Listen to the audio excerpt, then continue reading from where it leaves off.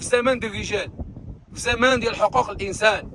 سيدنا النبي صلى الله عليه وسلم يجي عنده سيدنا بلال، راجل من الحبشه، لا جمال كيف ما كنقولوا، لا زين لا روح بكري، ولكن هذا غالي عند مولانا، حيت حنا المكانه ديالنا عند ربي بالدين بالتقوى.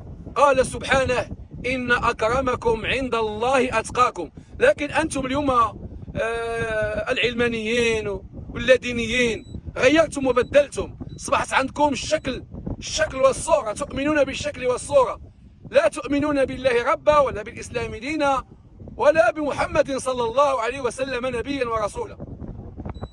نعم، كيف ما قلت لك فيما مضى في القرون المفضله، القرون الجميله الحلوه، سيدنا النبي كما قلت لكم جاء عنده سيدنا بلال، جاء من الحبشه وكحال كما قلنا، لا زين لا روح بكري، لكن هو غالي عند مولانا حيت عنده الايمان في قلبه. سيدنا بلال جاء سيدنا النبي كيتشكى من واحد من سادات القوم سميتو ابي ذر الغفاري. سيدنا النبي يعني كانه يعني كتعتبر كرئيس، جاء عنده واحد من المواطنين اسمه بلال بن رباح، قال له اسيدنا النبي راه فلان بالفلان راه سبني وقال لي يا ابن السوداء. سيدنا ابي ذر الغفاري سب سيدنا بلال بامه، عيره بامه، قال له يا ولد الكحله. سيدنا النبي توصل بهذا الخبر هذا، استدعى سيدنا هذا من الناس لاباس عليهم وعنده شخصيه وعنده مكانه في البلاد، قال له يا ابا ذر اعيرته بامه؟ ما قالش وقيل ما كايناش الكاميرات، ما قالش وقيل ما شافونيش، الناس عندهم علاقه بالله. تمتم قال له نعم يا رسول الله عيرته بامه.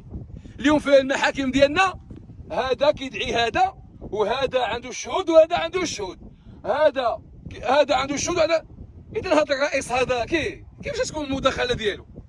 الحماق قال له نعم يا رسول الله قد عيرته بامه. اش غيقول له سيدنا النبي؟ ما قالش سيدنا النبي لا هذا ديالنا، هذا لا باس عليه، لا. اش قال له سيدنا النبي؟ قال له انت امرؤ فيك جاهليه، قال له انت ديك العنصريه ديال الاجداد ديالك ووالديك باقا مغمسه في القلب ديالك، وسير ودير عقلك هاد المره، راه من كان له اخ فليكرمه ويطعمه، كما جاء في معنى حديث رسول الله صلى الله عليه وسلم.